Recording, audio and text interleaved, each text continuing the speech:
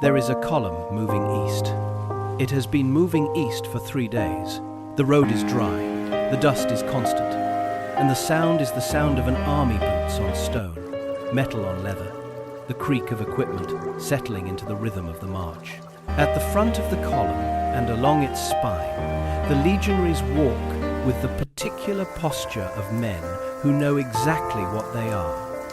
Pilum over the right shoulder, scutum hanging at the side, the lorica segmentata catching the afternoon light. The men don't need to announce themselves. Everything about the way they move says what they are. These are Roman citizens. They know it, and everyone around them knows it. At the edges of the column, slightly back, slightly apart, as if the spacing itself has been calibrated to say something, there are other men. They wear conical helmets and long tunics that move in the wind. Some have quivers across their backs. Several carry composite bows, short, curved, compact weapons made from layers of wood and horn and animal sinew that took months to construct and years to master. These men are from Syria, most of them, though there are Thracians among them too, and Anatolians, men from the eastern provinces where archery is not a skill you learn on a training ground, but something closer to a language, absorbed across years before you were old enough to march in anyone's column. They serve under the same eagle as the legionaries. They will eat the same ration tonight and sleep behind the same camp ditch. When the fighting starts, they will fight. Some of them are extraordinarily good at what they do. But watch the legionaries when they glance toward the archers. It isn't contempt, exactly. It's something more precise than contempt, more institutional, more settled into habit. A social distance, built into the structure of the army itself, into the pay records, and the legal classifications, and the retirement documents, and the unspoken hierarchy of who decides a battle and who supports the people who decide it. The legionaries don't look at the archers the way you look at someone who has failed you. They look at them the way you look at someone who is doing what their category of person does. Useful. Secondary. This is the thing that doesn't quite make sense. Once you start looking at it directly, Rome used archers in almost every major campaign they fought for 4 centuries. Thousands of them, recruited from the best archery traditions in the ancient world. Syrian, Cretan, Thracian, Palmyrene. They used archers on the Rhine and the Danube and the eastern frontier, and even, notably, on Hadrian's Wall in northern Britain. They knew the composite bow outranged the pilum by a significant margin. They had access to men who could shoot with devastating accuracy from horseback. They knew what skilled archery could do on a battlefield, because they had watched it being done to them more than once under circumstances that produced catastrophic results. So the question is not whether Rome used archers. They did, and they knew how to use them. The question is, why the most sophisticated military institution in the ancient world, an organization that produced legal systems, engineering marvels, and tactical manuals of extraordinary sophistication, consistently kept its ranged capability at the structural margins? Why archery was something Rome hired rather than something Rome was? Why the best army in the world treated its best ranged weapon as a supplement rather than a foundation? And why that choice repeated across 4 centuries, reinforced by every institutional mechanism? The Roman state produced consequences that eventually no amount of terrain selection or diplomatic maneuvering could paper over. The answer is not about weapons, preferences, or cultural aesthetics. It is about identity. And it goes all the way down to the foundations of what it meant to be a Roman soldier, which means it goes all the way down to the foundations of what it meant to be a Roman citizen. That identity produced the most effective infantry army the ancient world had ever seen. It also produced a structural assumption so deeply embedded that Rome paid for it repeatedly in battles spread across 400 years until a successor empire built on the same ruins finally made the change the original Romans never could. This is the story of how a system's greatest strength became its most expensive blind spot. The word is virtus. You have probably heard it translated as virtue or courage or excellence. All of those translations are approximately right in different contexts, but none of them captures what the Romans actually meant by the term in its full original weight. Virtus comes from ver, the Latin word for man. Not human being, not person. Man. Specifically, the adult male citizen operating in public life, performing the roles that defined his worth in Roman society. Virtus described a particular quality of public conduct. Courage demonstrated in visible, communal, physical terms. Not the courage of private stoicism or personal endurance. The courage that other people could see. The courage that proved itself in front of witnesses.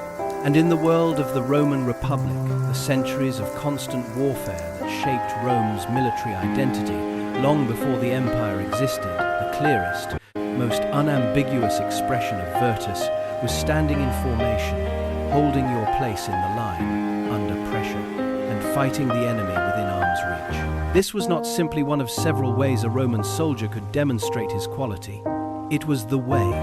Everything else was preparation for or support of this moment. The training, the marching, the camp building, the supply management, all of it existed to create the conditions in which Roman citizens could stand in formation and fight at close range and win. That act, that specific physical act of holding the line under direct threat, was the center of Roman military identity and, by extension, of Roman civic identity. Think about what this means institutionally. The Roman army of the Republic was a citizen militia in the most literal sense. Men of property citizens with something to fight for and something to lose were called up for campaigns and returned to their farms and their businesses when the campaign was over. Your place in the formation reflected your place in society with a precision that left very little ambiguous. The wealthiest citizens served as heavy cavalry, the mounted arm. Citizens of the next property tier served as the first and second lines of heavy infantry. Citizens of more modest means served as the lighter troops, the velites, the skirmishers at the edge of the formation. And non-citizens, the people who lived within Rome's sphere of influence but did not hold Roman citizenship, could not serve in the legions at all. This meant that the Roman military was not merely an instrument of state power, recruited from whatever human material was available and shaped into whatever form best suited the strategic situation. It was an expression of civic identity. The decision about who stood at the center of the formation and who stood at the margins was simultaneously a decision about who was Roman and who wasn't, about whose courage deserved the most public recognition and whose service was supplemental. Into this structure, archery fit awkwardly from the beginning. The archer stands back. This is not a criticism. Standing back is, in certain tactical situations, precisely what you want skilled archers to do. But in the Roman framework, standing back carried cultural weight that it doesn't carry in purely technical military analysis. The archer fights at distance. His effectiveness depends on training and skill and the mechanical properties of his weapon, not on the courage that comes from facing direct physical threat.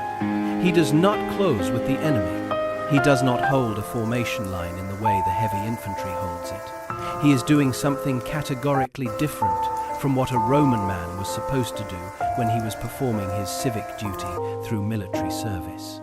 Vegetius, writing his military manual around 390 AD, late enough in Roman history that he was already looking backward at the classical tradition, with some nostalgia still carries echoes of this assumption when he suggests the war shout should not be given until both armies have joined, because giving it at a distance is a mark of inferior discipline. The orientation is always, in Vegetius, toward contact, toward closing, toward the moment when the two formations meet and the decision is made in the last few meters of space between them. Distance, in this framework, is what you cross on the way to fighting.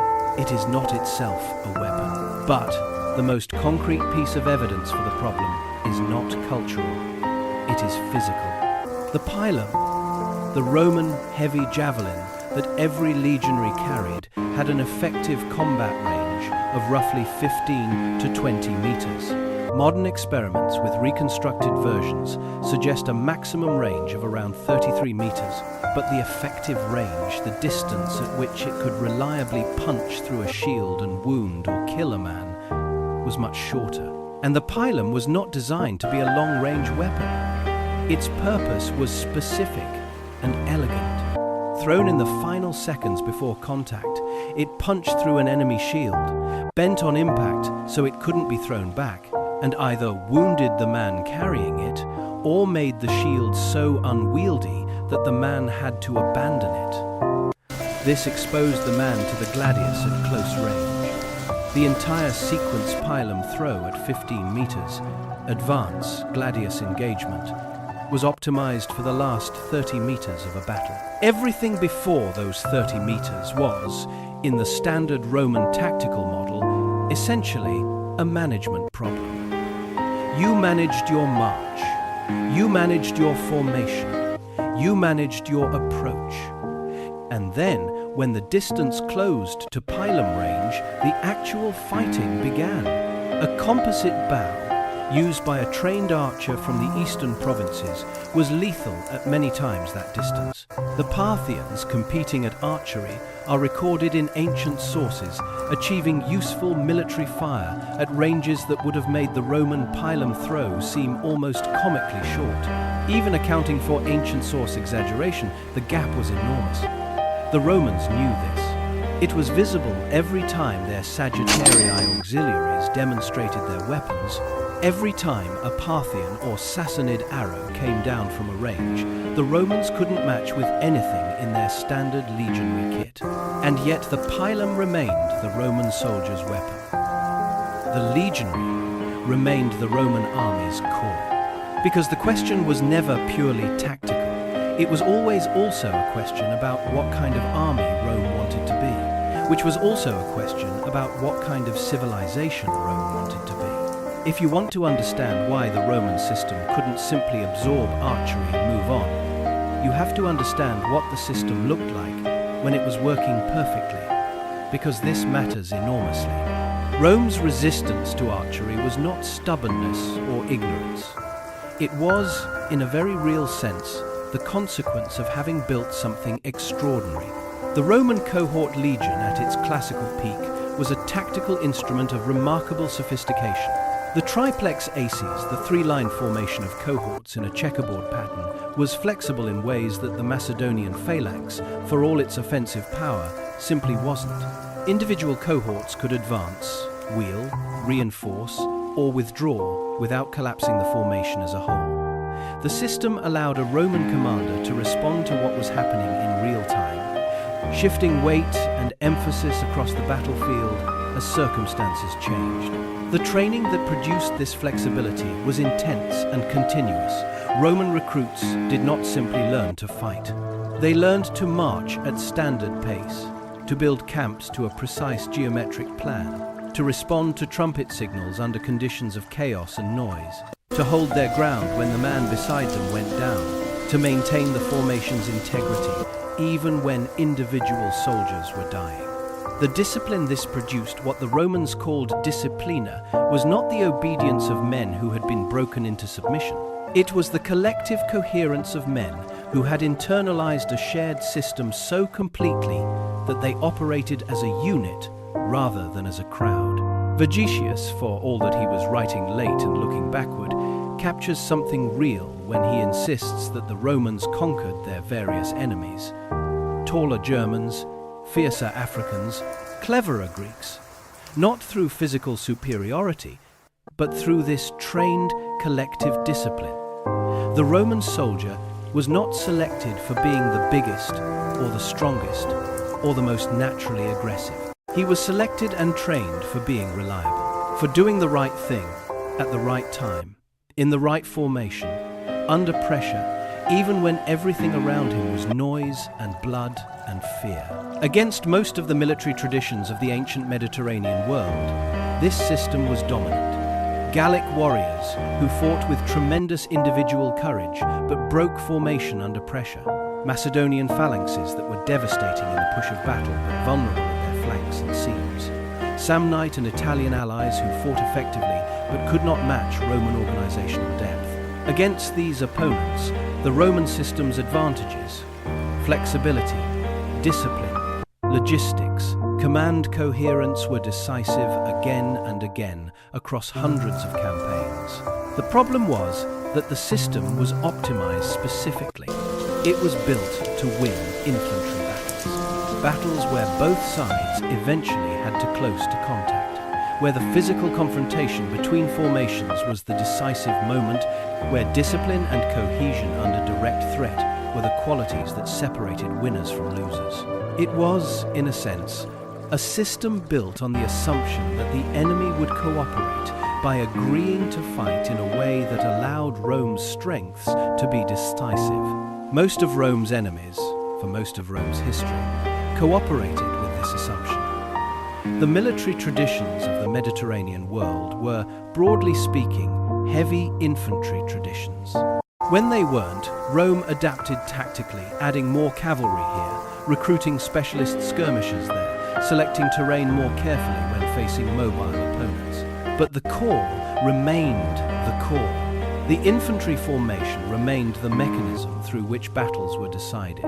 What Rome's system genuinely could not handle, and what the eastern frontier, with its steppe cavalry traditions, kept presenting, was an enemy that refused to cooperate with the assumption entirely.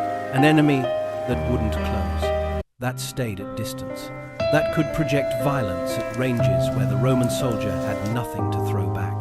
That could sustain that projection indefinitely if they had the supply logistics to support it. And that could, when a Roman unit broke formation to charge, immediately shift to become a hammer rather than a harass. This was not a tactical problem with a tactical solution. It was a doctrinal problem. And doctrinal problems in institutions as successful and deeply established as the Roman military are the hardest kind to solve. Into this structural situation, at a specific place and time, walked a man who understood it with extraordinary clarity. His name was Carrhae. He was a Parthian nobleman and general, probably in his late 20s or early 30s in 53 BC. Young enough that his king, Orodes II, seems to have sent him to deal with Crassus's invasion, partly as a way of testing him, without expecting a decisive engagement. The main Parthian army had gone north to deal with an Armenian threat.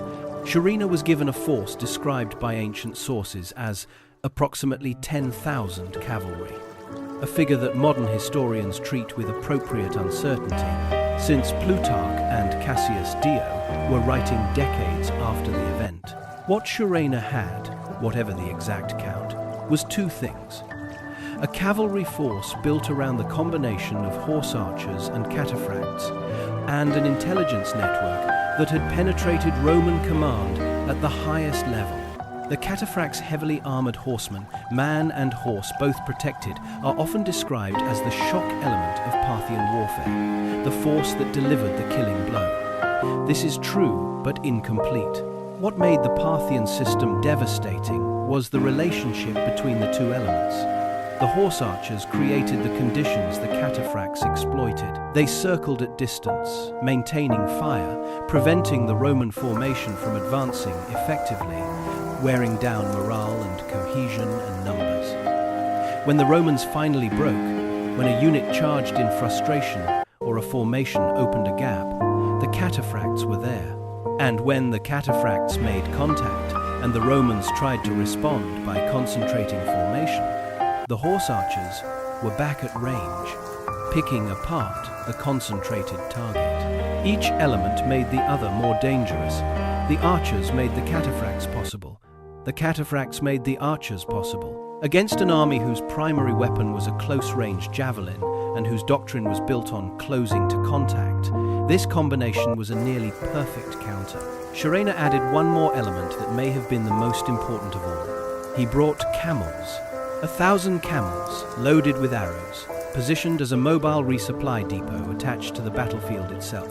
This was not a logistical afterthought. It was a tactical decision of the highest order. Because the Roman response to sustained arrow fire, the one rational plan available to heavy infantry that can't close the distance was patience. Hold the testudo, absorb the casualties, wait for the arrows to run out. Eventually the supply had to be exhausted, the enemy had to close or withdraw, and the situation would change. Sharina had thought of this plan before Crassus had, and he had designed the answer to it into his order of battle before the battle started. When Crassus's army saw the camel train on the horizon, they understood all at once, in the way that armies sometimes collectively realize things, that the plan of patient waiting was no longer a plan. The arrows would not run out. The Parthians had changed the terms.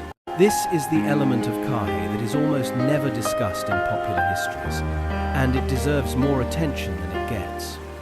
Sharina didn't simply use horse archers against Roman infantry. He specifically designed his logistics to defeat the Roman response to horse archers.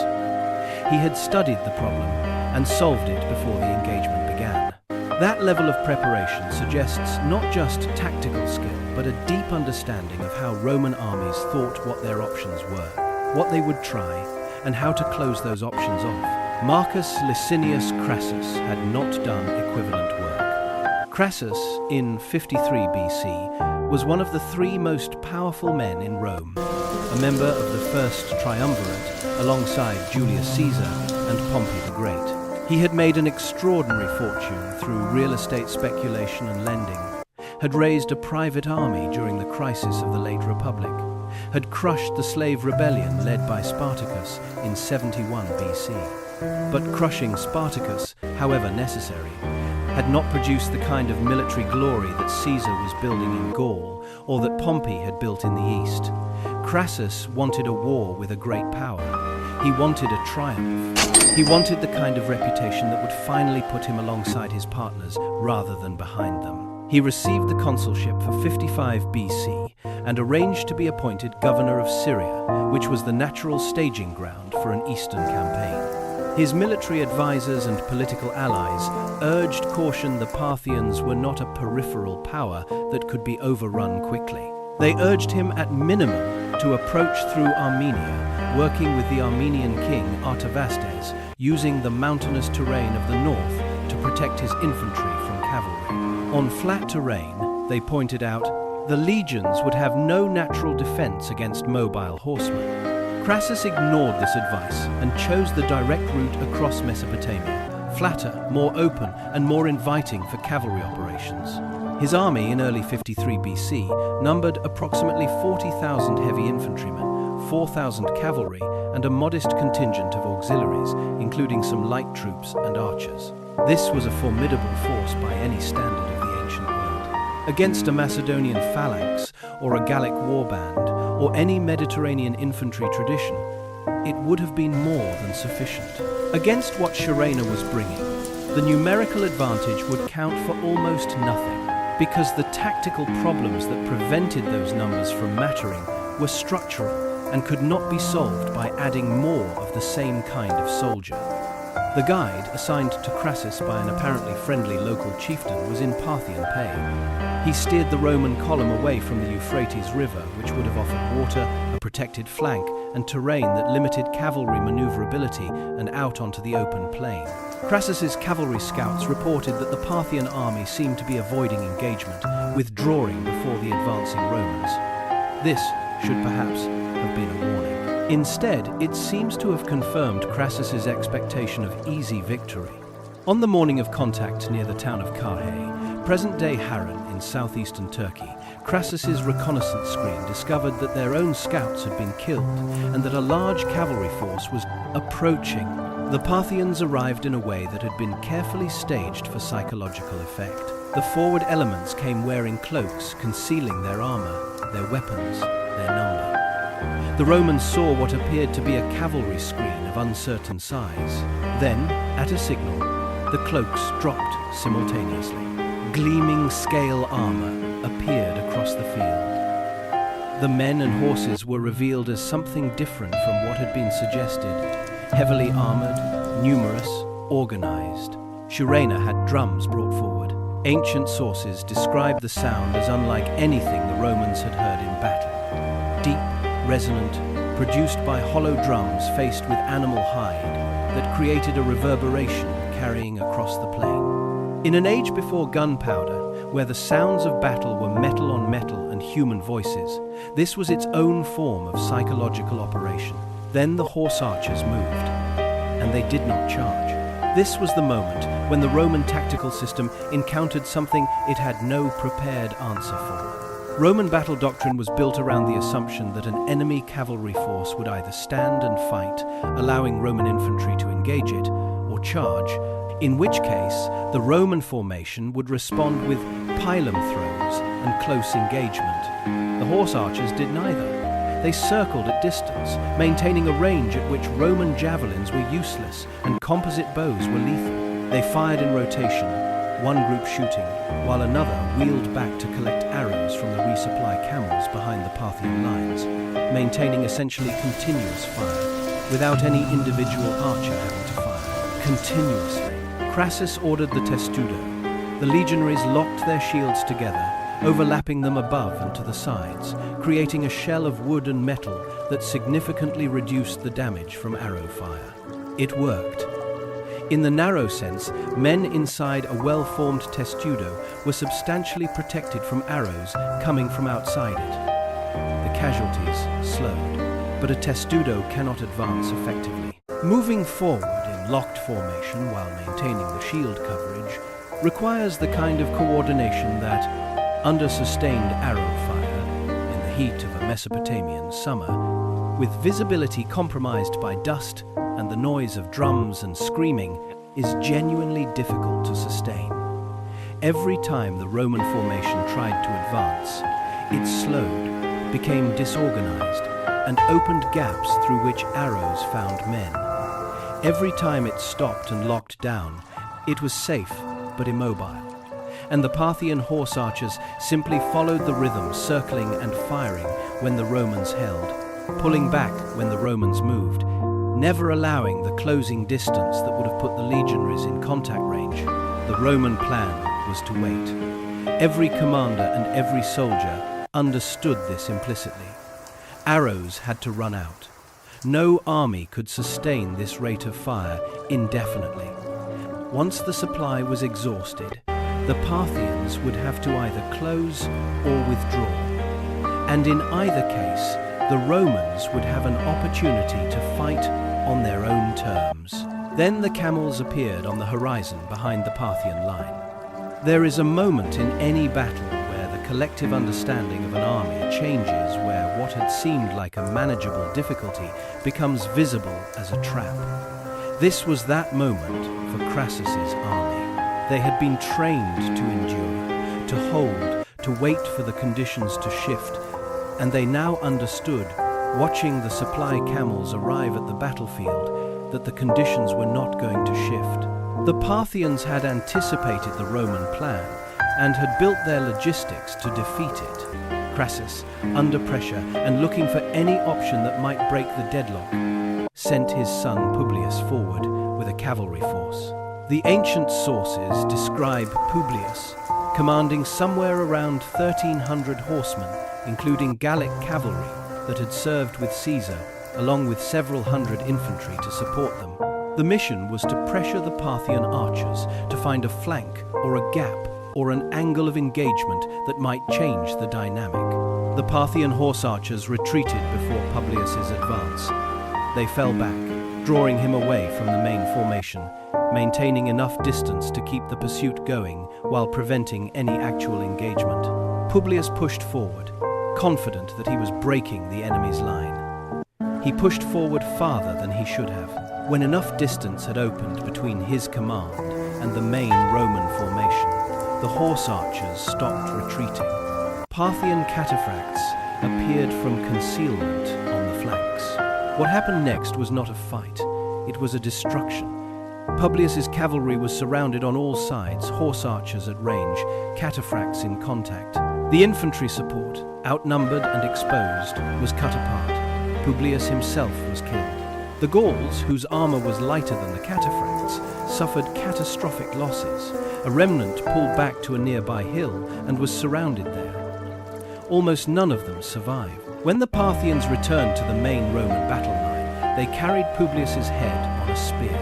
Plutarch's account of Marcus Crassus seeing his son's head describes something close to a breakdown of command. Not a dramatic collapse, but a gradual withdrawal of the commander's presence from the battle. He spoke.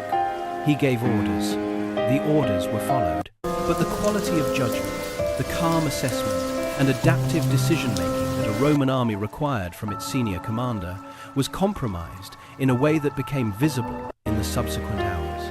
The retreat to Carrhae was disorganized. 4,000 wounded men who could not make the march were left behind in the Roman position.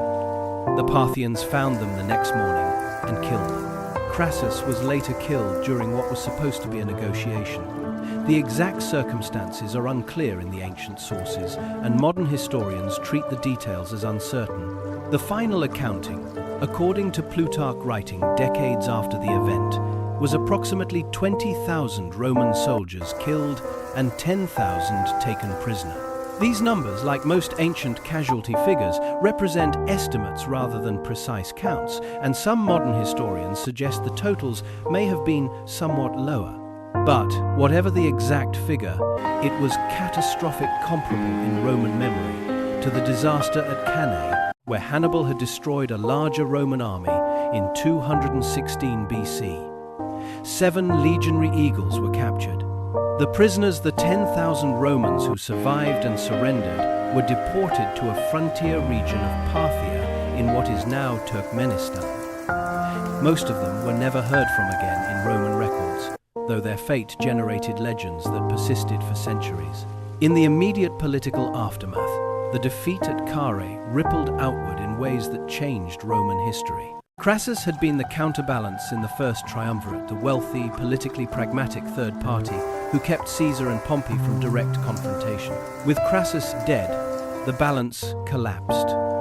The chain of causality is long and disputed, but the events that led eventually to Caesar crossing the Rubicon and the civil wars that ended the Republic were set in motion partly by the removal of the man who had held the equilibrium together. And within the Roman military institution itself, a lesson was absorbed. It just wasn't the right lesson.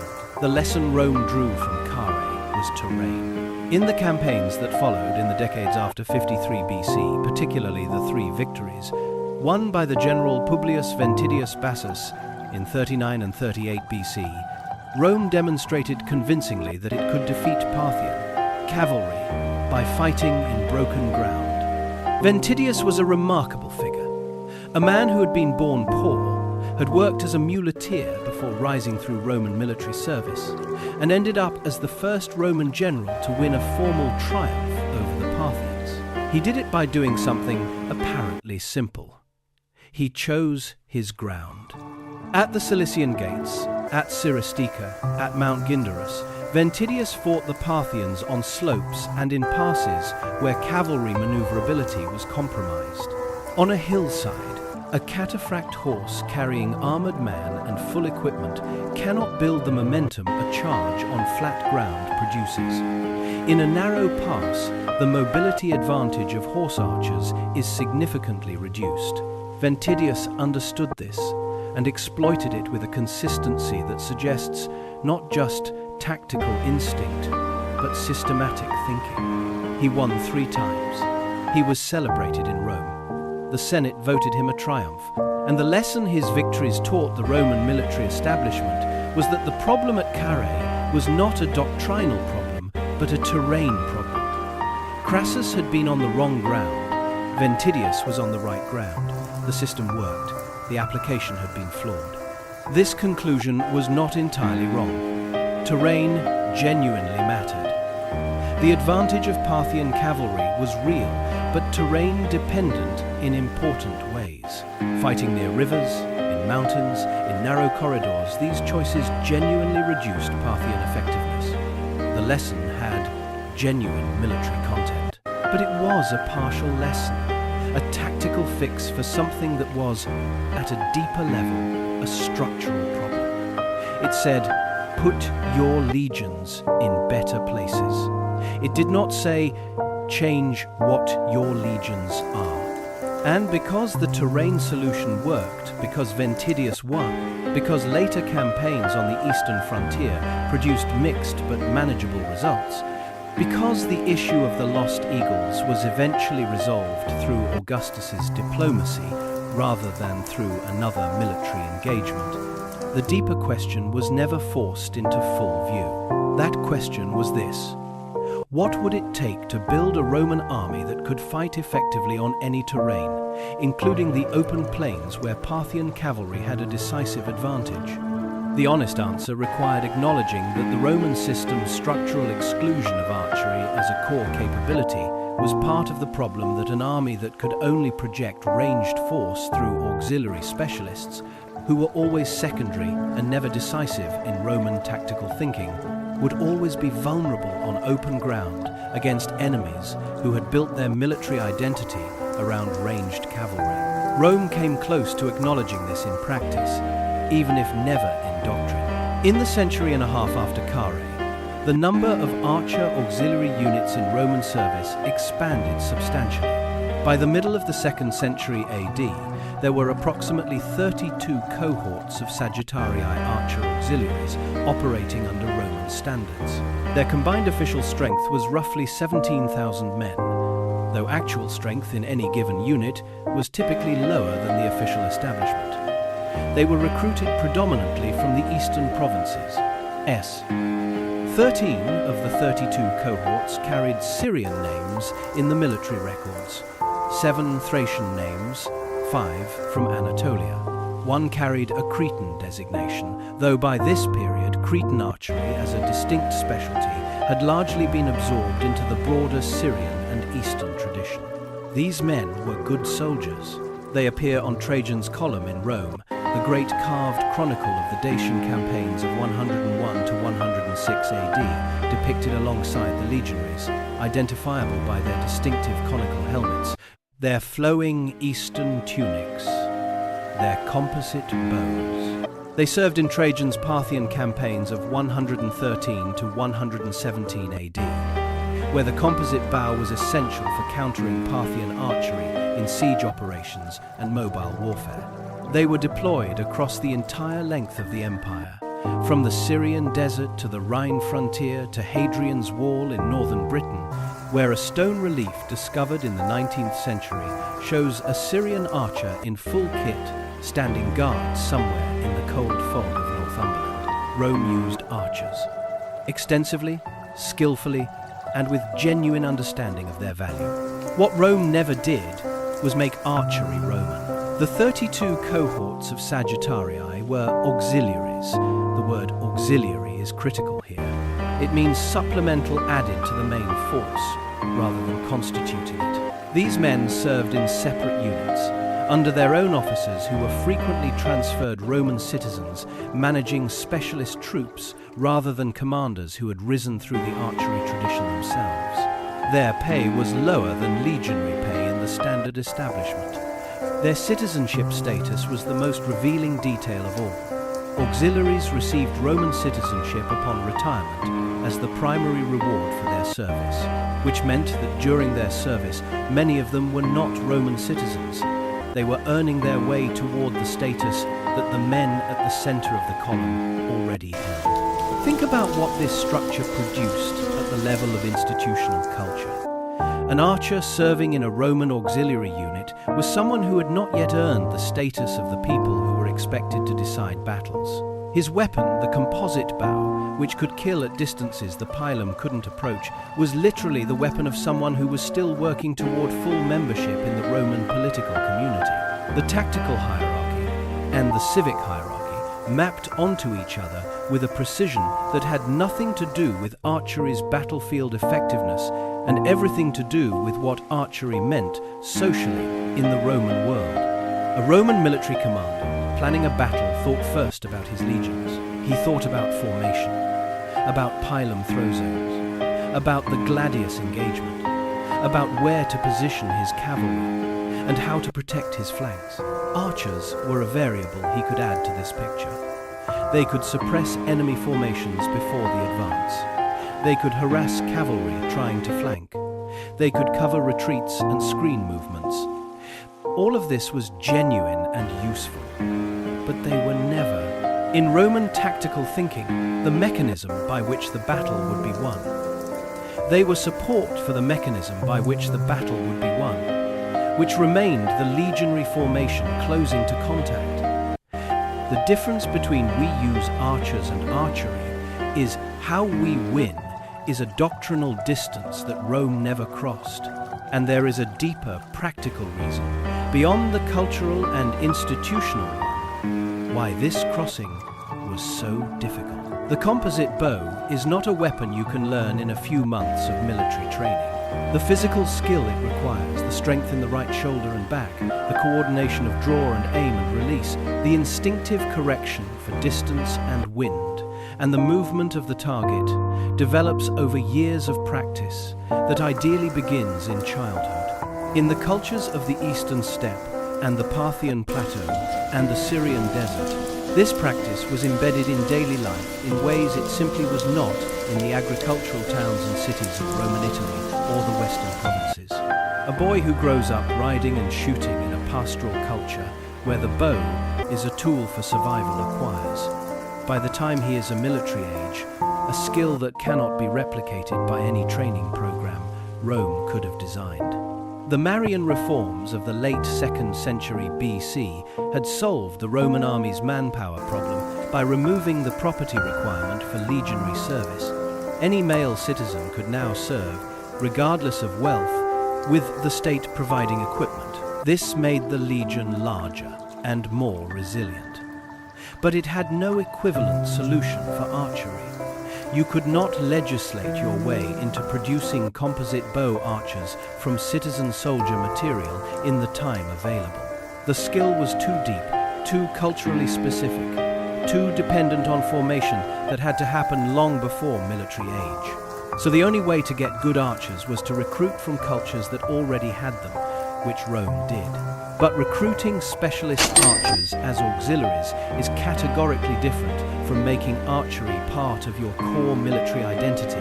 Rome did the first, it never did the second. In 36 BC, 13 years after Carrhae and 3 years after Ventidius's Terrain victories, Mark Antony assembled the largest Roman force yet sent against Parthia. The scale of the enterprise was remarkable by any standard of ancient logistics. Ancient sources which disagree on many specific details, as the scholar Benjamin Kelly has documented, suggest a force of somewhere around 100,000 men, combining approximately 60,000 Roman legionaries with tens of thousands of cavalry, auxiliary infantry, and specialist troops including archers and slingers. Additional contingents came from allied kingdoms, Armenia, Cappadocia, Pontus.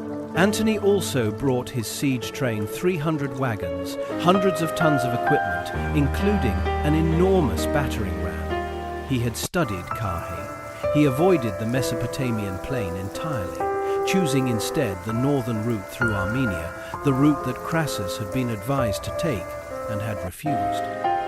The Armenian king Artavasdes promised logistical support and local knowledge.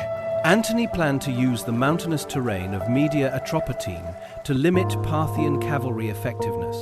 He also brought slingers. This detail matters. Cassius Dio records that Roman slingers using lead projectiles fired from leather slings were in some conditions able to outrange the Parthian composite bows. The sling, in this context, was a partial answer to the Roman ranged capability gap. A weapon that didn't require the years of specialist training that the composite bow demanded, that could be taught to soldiers without archery traditions, and that could project force at ranges the pilum couldn't match. Dio says the slingers routed the enemy because they could shoot farther than the Parthian archers in at least one engagement. That's a striking claim, and the sources are not reliable enough to treat it as universally true. But it suggests Rome was at least thinking about the ranged problem in more systematic terms after Carrhae. The campaign still failed. The reasons were multiple. Artavasdes of Armenia withdrew his cavalry at a critical moment, possibly through treachery, possibly through calculation about which side was going to win. The Parthians destroyed Antony's baggage train with the siege engines through a cavalry strike on the slower-moving supply column. Without the siege equipment, the assault on the Median capital of Phraspa became impossible. The siege dragged through the campaigning season without result. When Antony finally began the retreat, 27 days of withdrawal through difficult terrain under constant Parthian cavalry harassment, the losses were severe. Ancient sources estimate somewhere between a quarter and a third of the original force did not return. The important thing about Antony's campaign for this argument is not that it failed. Campaigns fail for many reasons. What's important is that the slingers who outranged Parthian archers in one engagement were still supplemental to the legionary force. They were an addition to the system, not a transformation of it. The mechanism of the Roman army remained what it had always been. Heavy infantry closing to contact. The ranged component was an add-on, better than it had been before Carrhae, still insufficient to solve the fundamental problem on open ground. Augustus, who emerged victorious from the civil wars that followed the deaths of Caesar and Antony, chose to address the Parthian situation diplomatically. Negotiations in 20 BC produced the return of the legionary standards captured at Carrhae, the eagles that had witnessed the death of 20,000 Romans, held by the Parthians for 33 years. Augustus presented this as a triumph of Roman power. An arch was dedicated in Rome. Coins were struck. Poets celebrated the recovery. The ceremony was genuine. The satisfaction was real. Rome had its eagles back. But the army that received them back was structurally identical to the army that had lost them. The same hierarchy, the same doctrinal assumptions, the same placement of archers at the supplemental margin. The terrain lesson had been absorbed.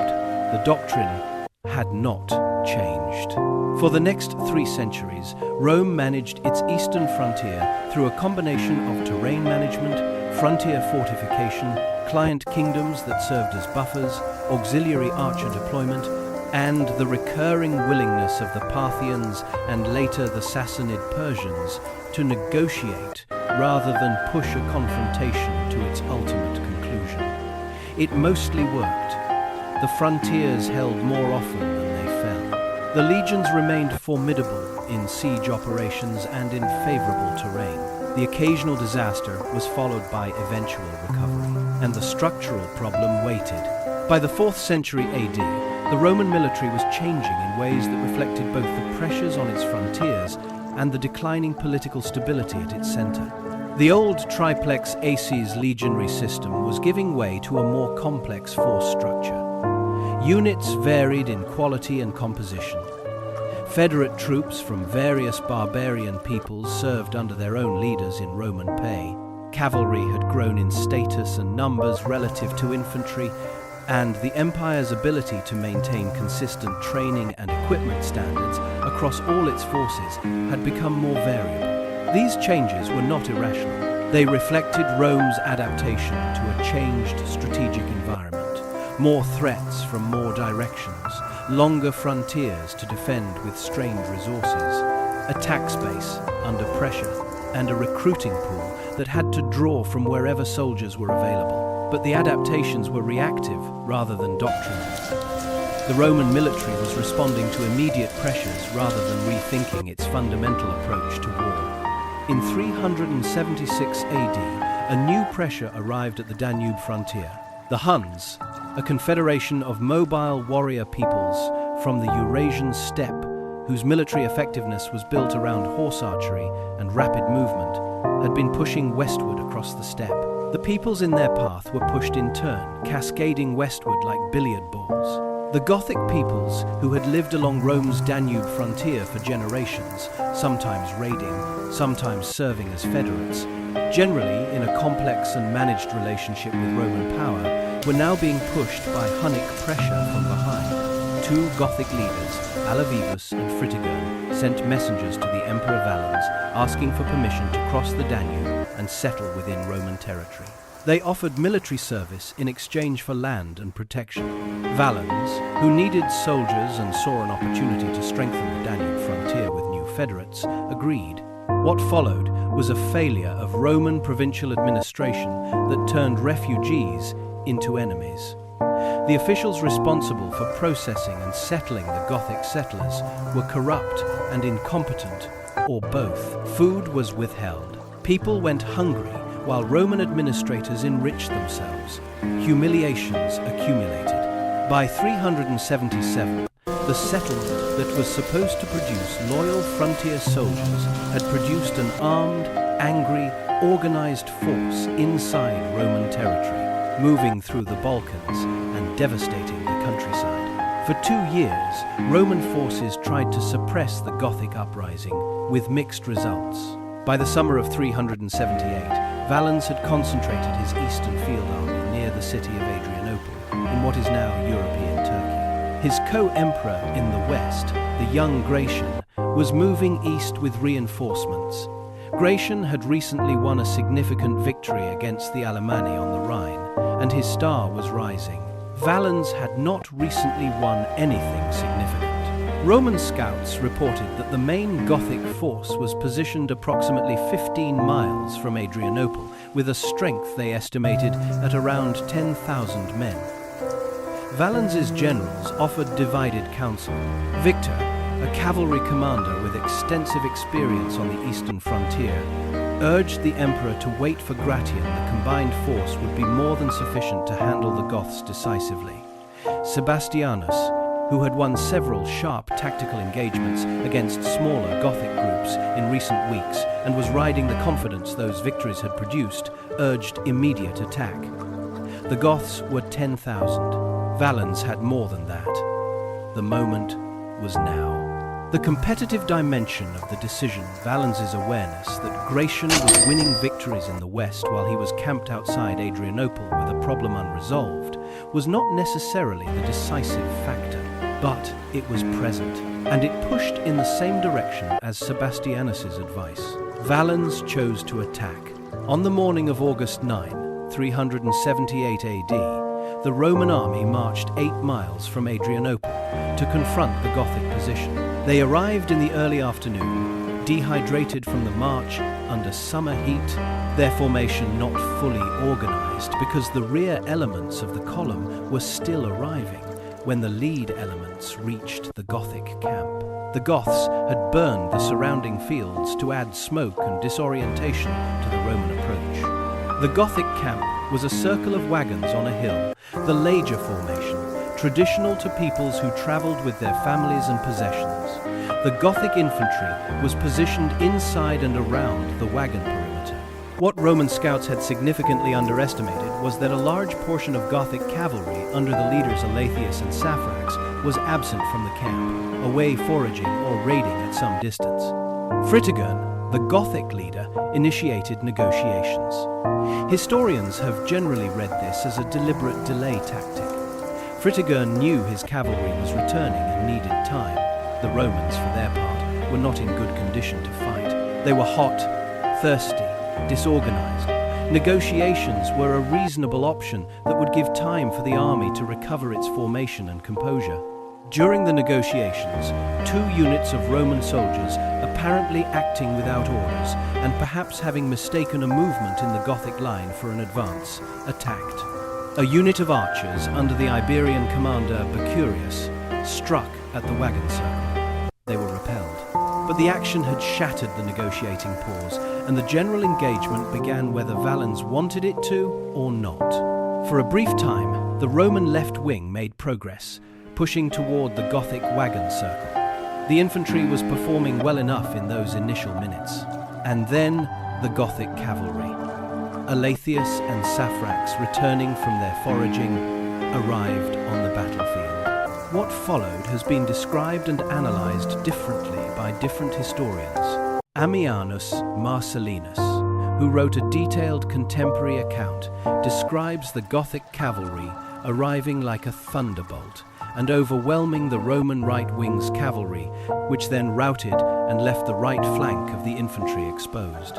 Modern historians, including T.S. Burns, in a significant 1973 reanalysis, have argued that the collapse was not primarily a cavalry matter, that the battle was fundamentally an infantry engagement in which the combination of poor formation, premature attack, physical exhaustion, and disorganization at all levels created the conditions for collapse, and that the cavalry's role, while important, has been overstated in the traditional account. What isn't disputed is the result. The Roman army, caught between the Gothic infantry in front and cavalry arriving at the flanks and rear, lost its ability to maneuver. The infantry, packed tightly in a formation that had lost its flexibility, could neither advance effectively nor retreat coherently. Soldiers were hemmed in, unable to raise their weapons, unable to disengage, killing and being killed in a press so tight that movement itself had become impossible. By nightfall, Valens was dead. His body was never recovered. 2/3 of the Eastern Roman field army, by some estimates 40,000 men, though this figure is almost certainly an overstatement, were dead on the field or in the pursuit. The defeat at Adrianople produced an immediate crisis.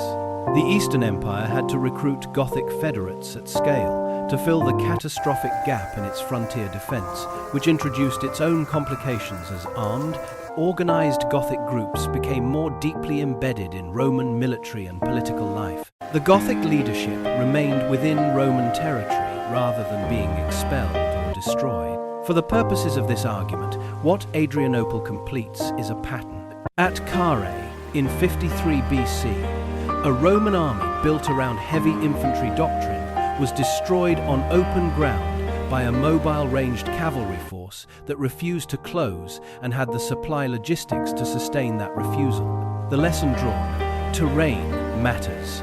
In Mark Antony's Parthian campaign, in 36 BC, a Roman army with better terrain, more troops, and more ranged auxiliary support still failed when its supply chain was cut and its siege capability was lost. The lesson drawn: logistics and allied reliability matter. At Adrianople, in 378 AD, a Roman army whose institutional overconfidence led its commander to attack before his force was ready, against an opponent whose cavalry arm was underestimated, was destroyed at enormous cost. The lesson drawn: intelligence and patience matter. All of these lessons were true. None of them required changing the fundamental structure of the Roman military system. The legionary at the center, the archer at the margin, close combat as the mechanism through which battles were decided, and across 4 centuries, the same structural vulnerability, the inability to project decisive ranged force on open terrain, the inability to fight the kind of war that mobile cavalry armies imposed, remained unaddressed at the doctrinal level. The bill for this had been paid at Carrhae and at Antony's retreat and at Adrianople. It would continue to be paid in various currencies until the institution that carried the problem finally collapsed in the West, and until its successor in the East made the change that the original Romans had never managed. The Eastern Roman Empire survived the fall of the West. This is sometimes presented as a simple fact about geography or resources, and geography and resources did matter. But there was also a military dimension to Byzantine survival that deserves careful attention, a gradual, painful, adaptive transformation of military doctrine that produced, over the course of several centuries, an army very different from the classical Roman model. The process was not voluntary or smooth. It was driven by catastrophic pressure. The Sassanid Persians, who replaced the Parthians in the 3rd century AD, were, if anything, more militarily sophisticated than their predecessors. They retained the composite bow and cataphract tradition, but combined it with a more aggressive strategic posture. The wars between Rome and Persia through the 3rd and 4th centuries were devastating for both sides. The Emperor Valerian was captured by the Sassanid king Shapur I in 260 AD, the only Roman emperor ever taken prisoner by a foreign enemy in the field, a humiliation whose visual impact the Persians commemorated in rock carvings that still exist in Iran. In the 6th century, The Emperor Justinian's ambitious campaigns to reconquer the lost western provinces stretched Byzantine resources to the breaking point, and a series of catastrophic losses to the Persians in the early 7th century reduced the empire to a fraction of its former size. Then came the Arab expansion within a generation in the mid-7th century. The Islamic armies swept through Syria, Egypt, North Africa, and Persia itself, taking more than half the empire's territory and eliminating the old Sassanid state entirely. The Byzantine Empire that survived this was smaller, poorer, and under more continuous threat than anything the classical Roman world had faced. But it survived. And partly it survived by doing something the Western Roman Empire had never done. Emperor Maurice, who reigned from 582 to 602.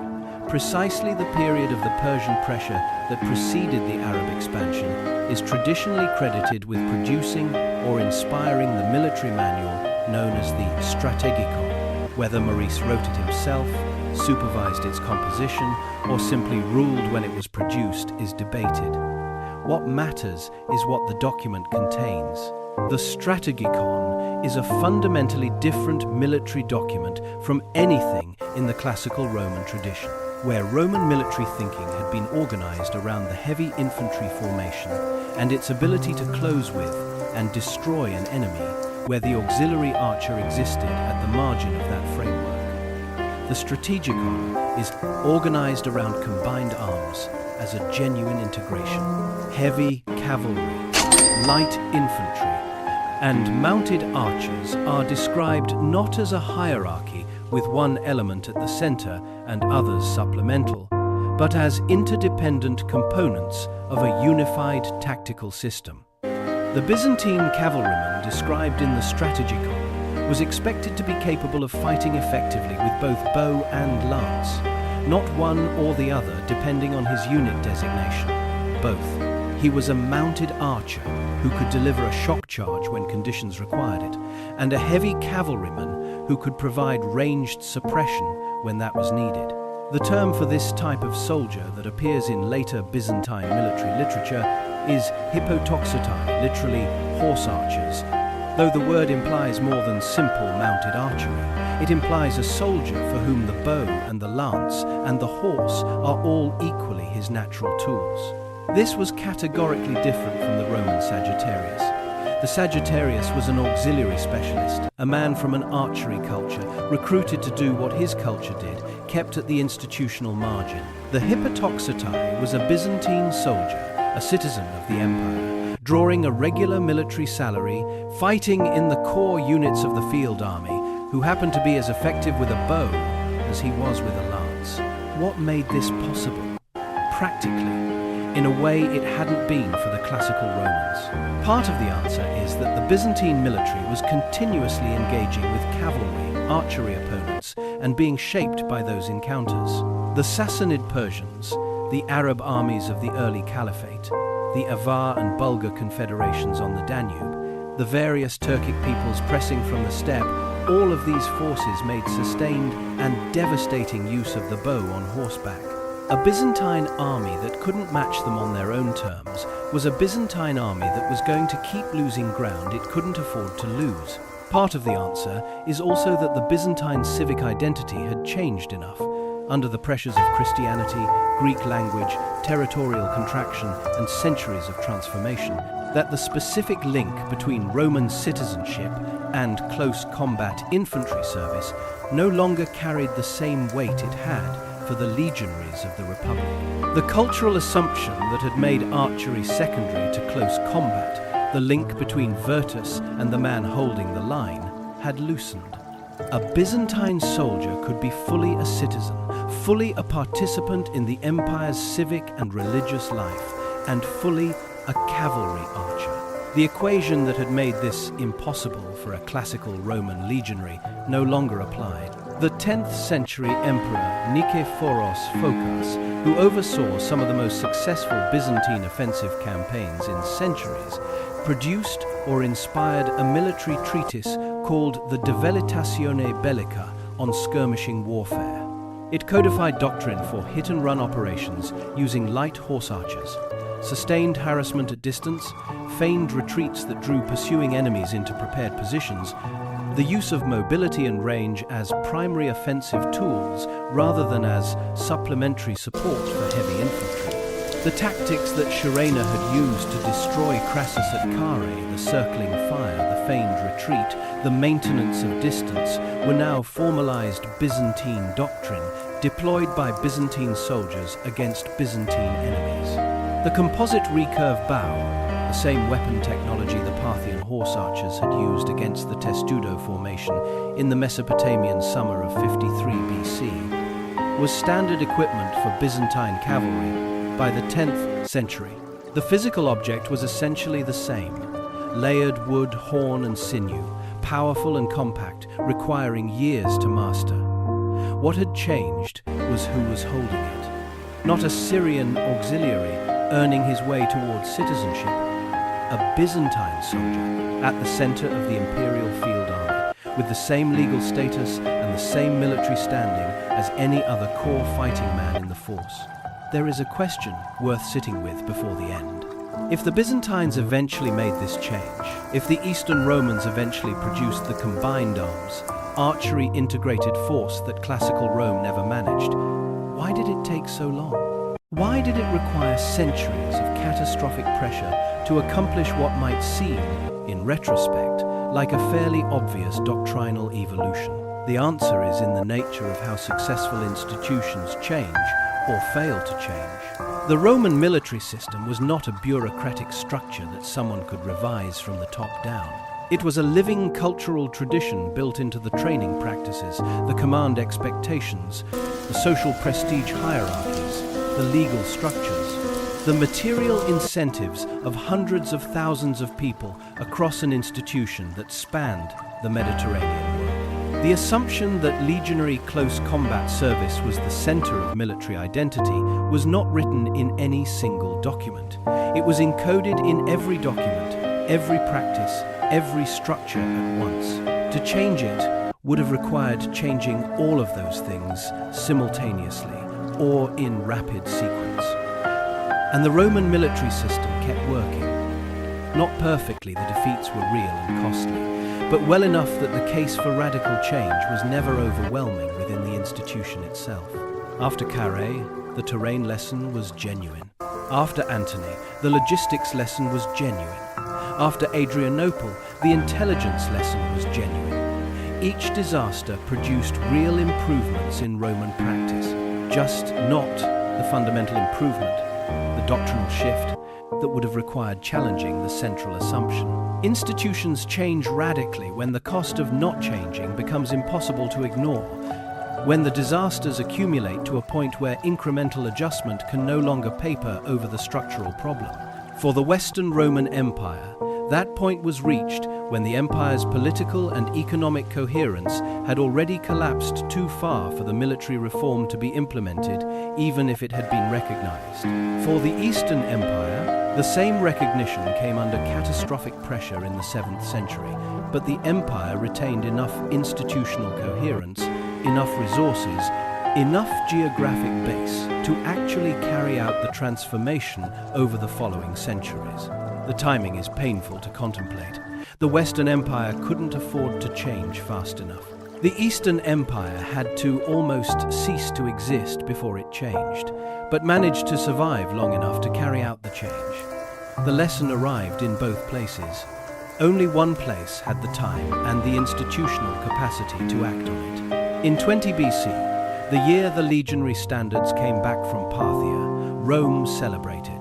The eagles that had watched 20,000 Roman soldiers die in the Mesopotamian plain in 53 BC returned to Roman hands through diplomatic negotiation Parthia, acknowledging Roman power, Rome accepting a face-saving settlement that didn't require another military campaign. Augustus celebrated it as a triumph. He was not wrong to do so in the context of Roman political needs and the management of Roman morale after decades of civil war. The eagles had genuine symbolic weight, and their return genuinely mattered. But step back from the ceremony for a moment. The army that received those eagles was the same army that had lost them. Not the same soldiers; those men were dead or old or scattered to the distant borders of the Parthian Empire. But the same structure, the same hierarchy, the same doctrinal foundation. The legionary at the center, the archer at the margin, close combat as the mechanism of decision. The terrain lesson had been absorbed. The structural problem remained. What the eagles represented beyond Roman honor and Augustan political theatre was a question that Rome had not answered. How do you fight an army that won't close? How do you win decisively on open ground against a force built entirely around the proposition that distance is a weapon? The diplomatic settlement of 20 BC said, "We don't need to answer that question right now. The Parthians are willing to settle. We'll manage the frontier. We'll keep the eagles." The question waited. It came back at Antony's retreat. It came back at Adrianople. It came back in the long, grinding, territorial contraction of the 3rd and 4th centuries. And it was finally answered not by the army that lost the eagles, not by the civilization that built the legions, but by a successor culture, speaking Greek, praying in Christian churches, calling itself Roman, and riding to battle with composite bows in its hands.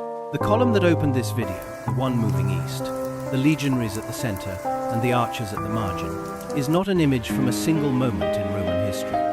It is the image of a structural assumption that persisted for 4 centuries, encoded into every march of every campaign, from the Mediterranean to the Mesopotamian plain to the walls of Adrianople. The legionaries were not wrong to be what they were.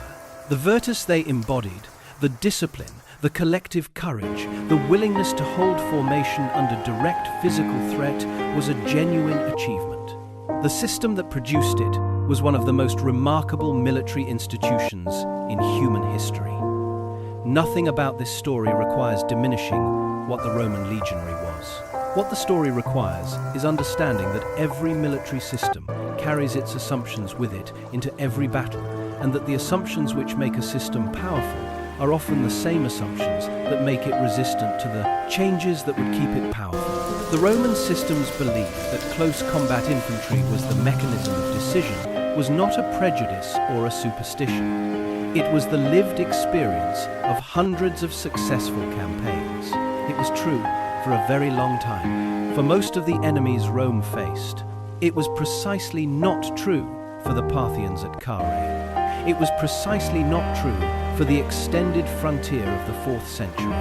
It was precisely not true for anyone trying to hold a Roman formation on open flat ground against an army that had decided, as a matter of doctrine, to never let the contact that the Roman system required actually happen. The Syrian archers who marched at the edge of the Roman column, who served on Hadrian's Wall and in the Dacian campaigns and in the eastern provinces they came from, were not there because Rome didn't value ranged capability.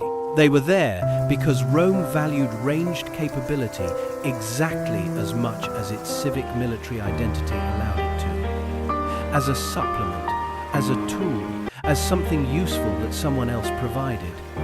They were never allowed to be the center, because the center was what a Roman soldier was, and what a Roman soldier was had been defined deeply and repeatedly as the man with the gladius who held the line. It took 1,000 years, and a civilization that called itself Roman, while being something Rome would not have recognized, to finally put the bow at the center. The composite recurve bow at Nikephoros Phocas's army, the hippotoxotai riding to battle in the 10th century, with the same weapon technology that Sharina's horse archers had used against the testudo that is the end of the story that began at Carrhae. Not a Roman triumph, not a defeat.